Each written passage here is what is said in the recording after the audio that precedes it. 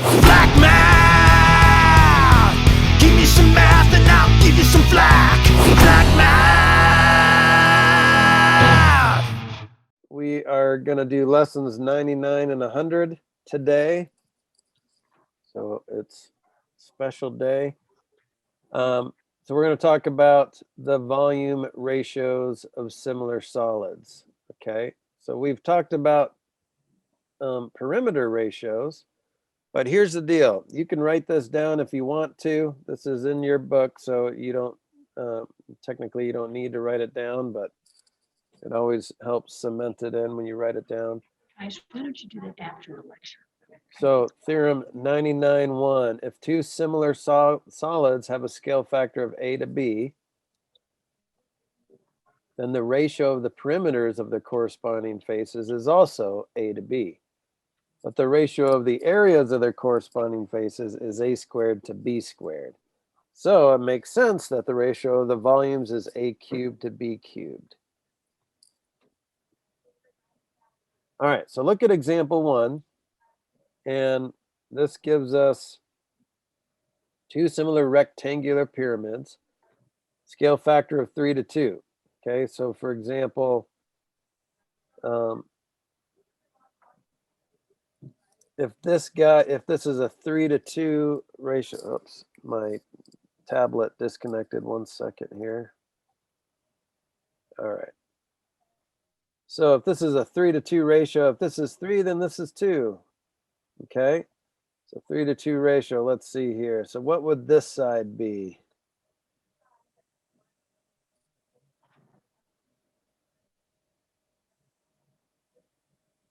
Should I just spoil it for you? So that's going to be 5. You could fish it to figure it out. 2 times 7.5 divided by 3 is 5. Okay. So if I were to find the volume of this, I mean the volume, I don't know what it is, but they're just wanting us to use this theorem, but I was hoping to kind of prove it to you. But see, the perimeter around the base is going to be 6 plus 15, which is 21. And this is going to be 4 plus 10, which is 14. So the perimeter of the base is also a 3 to 2 ratio. Okay, so 21 to 14 reduces to 3 to 2. Okay, but if I wanted to find the area of the base, let's see, that's 3 times 7.5. How would that compare? Well, that should be a 9 to 4 ratio, right? Because 3 squared to 2 squared would be 9 to 4. Well, let's just see what the area is. So 3 times 7.5 is 22.5. Okay, and then 2 times 5 is 10. So let's see if that is a 9 to 4 ratio. Let's see if these cross products are the same. So 4 times 22.5 is actually 90. So 90 equals 10 times 9, which is 90. That works. Okay. Now, if I were to find the volume, then if they gave us the height of this pyramid, then we could find the volume and compare. But we know that it's going to be the volume ratio is going to be 3 cubed to 2 cubed. So a 27 to 8 ratio. All right. So let's find the surface areas of similar solids. Okay. So the surface area of a similar pyramid shown as 54 square centimeters. What is the surface area of the larger pyramid? So this guy is 54. Can you guys figure out what that is?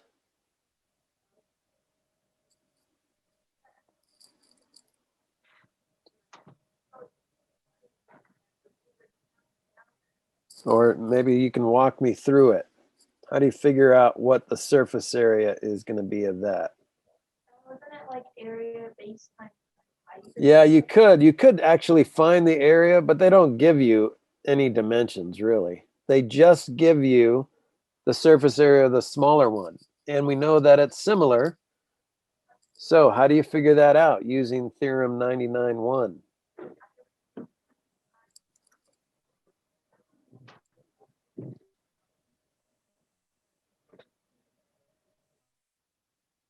Maddie, What is do you your think, hand Kristen? raised? Somebody, I thought I saw a hand raised.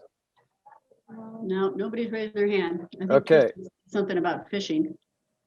Yeah, there's going to be some fishing involved. All right, so first of all, let's figure out our normal ratio. What's our ratio? 6 to 15. Let's reduce that. You can take a 3 out of both of them, right? So that's 2 to 5. It's a 2 to 5 ratio. So if it's a normal 2 to 5 ratio, what is the area ratio going to be?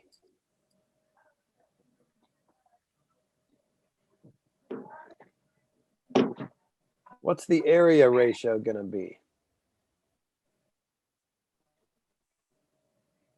So this is the one-dimensional ratio, 2 to 5. So that means the perimeter of the small is going to be the same as the perimeter, is going to be a 2 to 5 ratio to the bigger one. But what's the area ratio?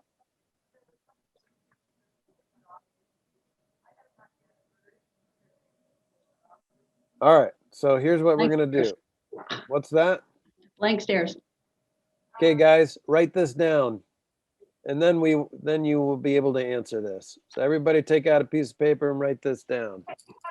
Theorem 99.1. If you haven't already.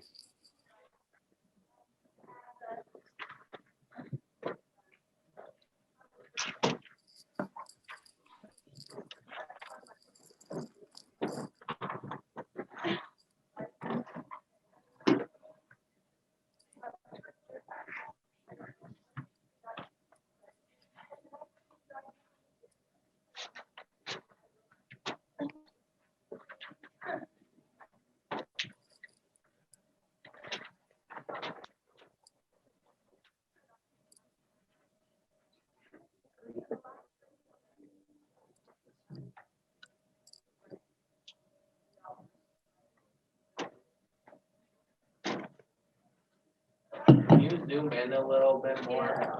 Yeah. Or you can just bring it out loud. All right. Can you see that? Okay. Yeah, it looks good.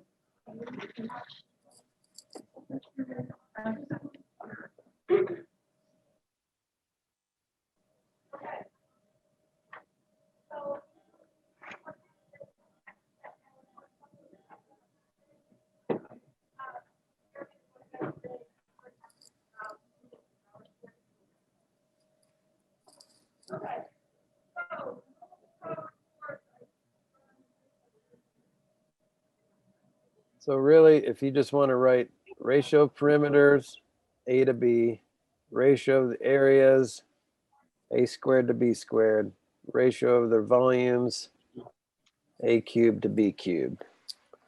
That's the most important thing.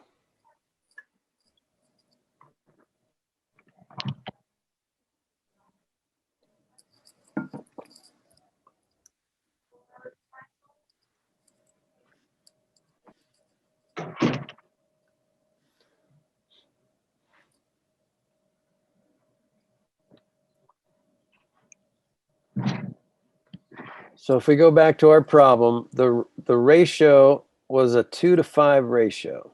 So the perimeters, if we were asked to find the perimeters, it would be a 2 to 5 ratio again. So what would the ratio of their areas be? If in our problem down below, way below, but 2 squared and 5 squared? that's it. So 2 squared is 4 and 5 squared is 25. So it's a 4 to 25 ratio. Good job. All right, so back down to here. If it's a 2 to 5 ratio, let's see here. And the surface area of the smaller one, so it's a 4 to 25 ratio, and the surface area of the smaller one is 54, and we want to know what the surface area of the bigger one is, then now we can fish method this, which is kind of a pain in the butt, but could do it.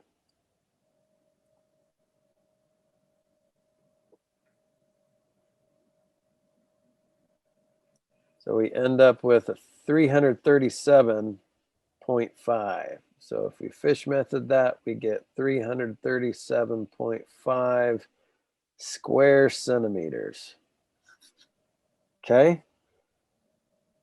All right. Now it doesn't ask us this, but if they gave us the volume of the bigger one or the smaller one, we could find that too. But the ratio is different for volume. Instead of 2 squared to 5 squared, it'd be 2 cubed to 5 cubed. All right, so let's try this one.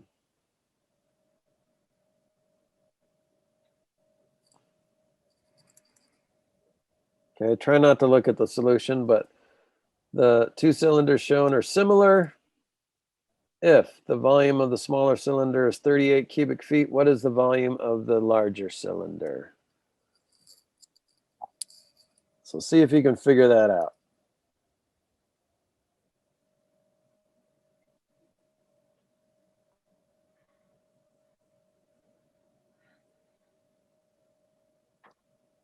Let's see.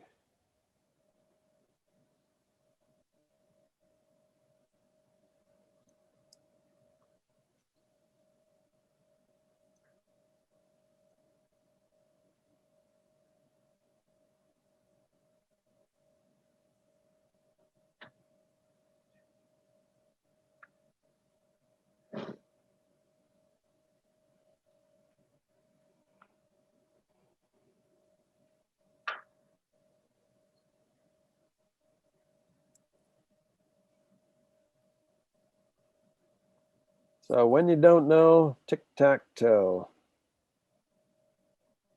So we're talking about volume. So what is our volume ratio? Anyone know the volume ratio? No, it's Did somebody say something? Tori, go. what, Are you answering the question? what we were talking about. Well, can Yeah. you repeat the question just super quick? I Yeah. just can't read. What's the volume ratio of these 2 cylinders?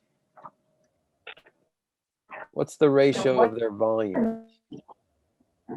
3 and 2. 2 and 2, okay, so what, cube, 3 cubed is 18, 2 cubed is what? That was 3 cubed, wait, okay, Because okay. 9 times 2 is 8.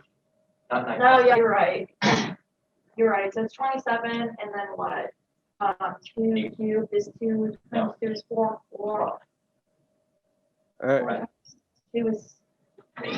Good job.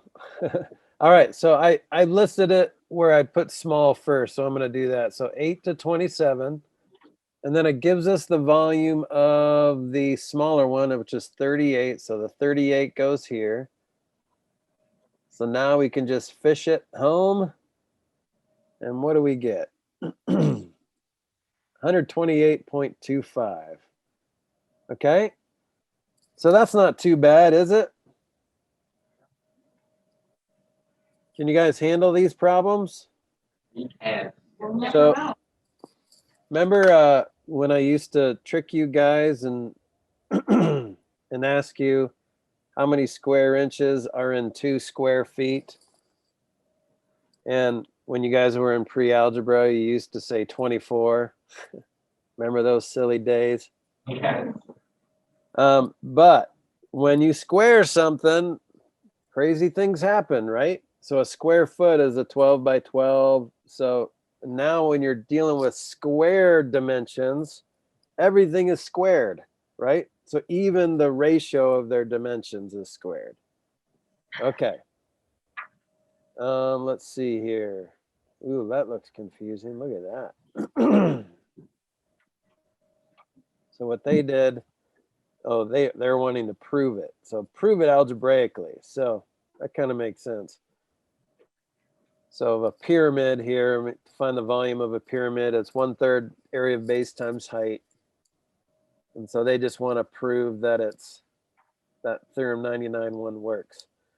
So that's an interesting proof if you want to go through that.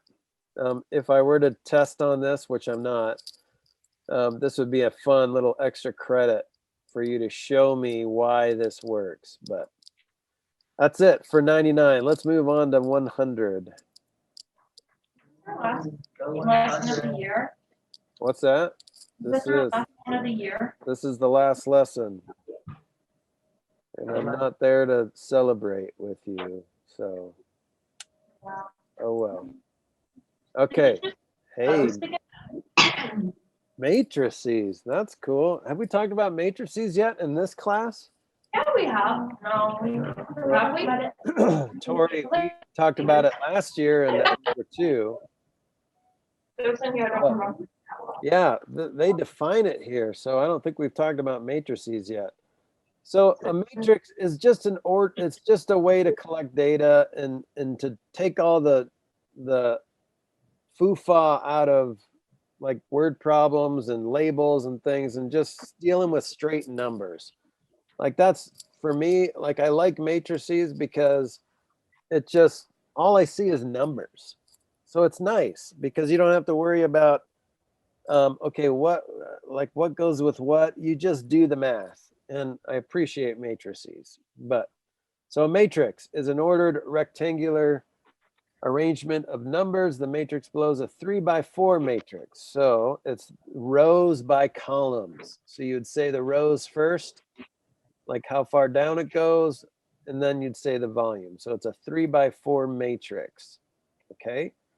Corresponding numbers in 2 or more matrices are those that are in the same row. So I could have another matrix over here. Oops. I could have another matrix over here, and then I would have corresponding values like 1, 2, 3, 8, 15, 6, 4, 3, 1, 2, 5, 6, 7, 9, 2, 8. Right? So we would have, these are corresponding values. Remember, corresponding just means same position. Okay, so those are corresponding parts of those matrices. Okay, so when you add these, you just add their corresponding parts, right? So this equals 2 plus 1 is 1, 3 plus 4 is 7, 0 plus 3 is 3, and -1 plus 0 is -1, right? All you do is add the corresponding matrix, the parts, the values, okay? So a point matrix is a matrix that represents the coordinates of the vertices of a polygon or line segment, okay? So the first row of a point matrix contains the x values and the second row contains the y values, okay? So in this RSTU, 2, -1 is R, so they put 2 here, and then the second row is the Y value. So 2, -1, 5, -2, 3, -5, right here is T, and then U is -1, -3. So see how those are, that's called a point matrix. All right, it's just a matrix, but you do have to remember that the point matrix is the first row is all the X values, and the second row is all the Y values, okay? So, example 2, so adding a matrix to a point matrix, okay? So write a point matrix for the line segment. All right, so this is, how do you write the point matrix to this? What's the point matrix for line segment AB? I kind of went through that fast, so if you don't remember, that's okay. Remember, these are your X values, and these are your Y values. So 1, 4, I think I heard somebody say maybe, or is that somebody in the hallway? I don't know. And then what's B?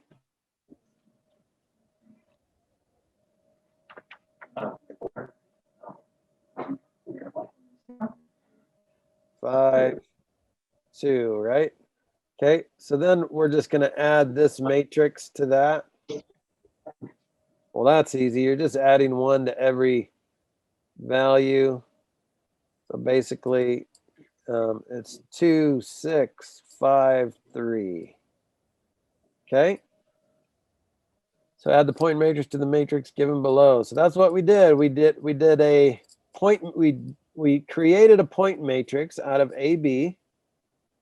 Okay, and then our A prime B prime is what happens when we add, and it kind of makes sense because this just means we're adding one to the X value and adding one to the Y value. So we go over one and up one. So see how everything shifted over one and up one. Okay. All right. So translating matrices, that's just what we did. All we did was add a matrix to a point matrix. Okay. So triangle XYZ is translated 3 units to the right and 2 units down. Find the matrix that transforms XYZ to X prime, Y prime, Z prime. Okay, so what matrix do you add to this to get that? Well, let's see if we can figure it out. 3 units to the right. So that means we're probably going to add 3 to our X values. All right. And then 2 units down. So that means we're probably going to add -2 because that's down 2 to our Y values. So what do you think that matrix looks like? Can anyone guess?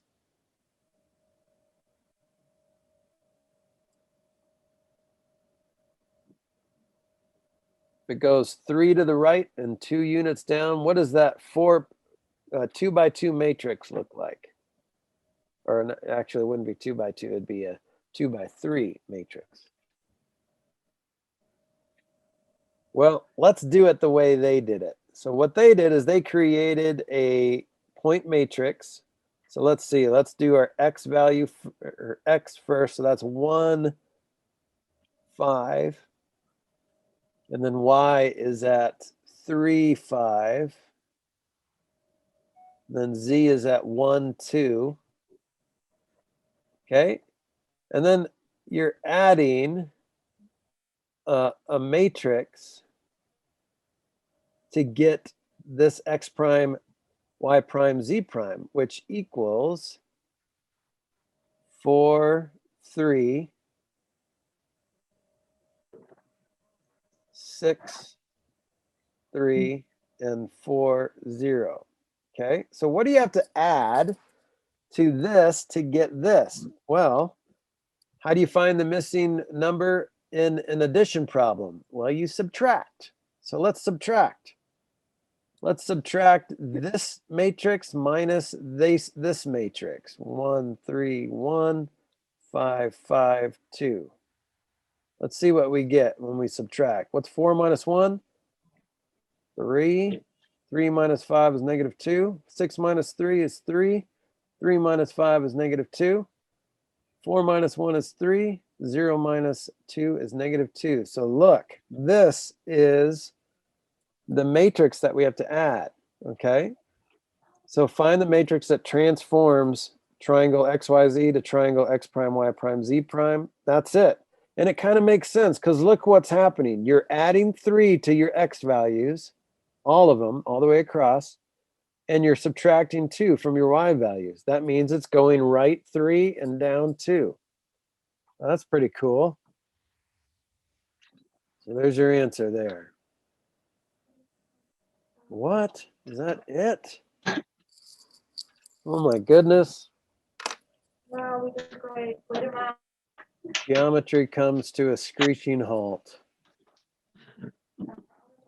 Well, let's just take a moment of silence and reflect. Let's take a moment of time to reflect a lot of topics. Oh. What's happening? I don't know. Wait. I It think doesn't we're sound looking- like reflection. No, Can I wait? I guess reflection is something different in geometry. yeah.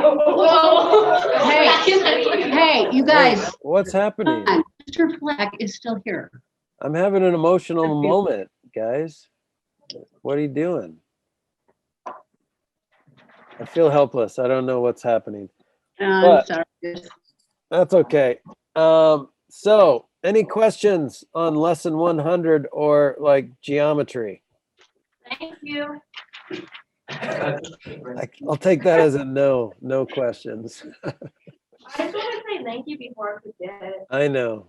Well, you're welcome. It was a pleasure. Thank So- you. You're way better than any algebra class. Yeah. I love our algebra 2 class. Our algebra 2 class was a vibe. You had, I really. All right, guys, I'm going to sign off, but we will start reviewing for your final test on Tuesday to make sure you get that done by Tuesday for some good 10 points extra credit. It's going to be awesome. Flack!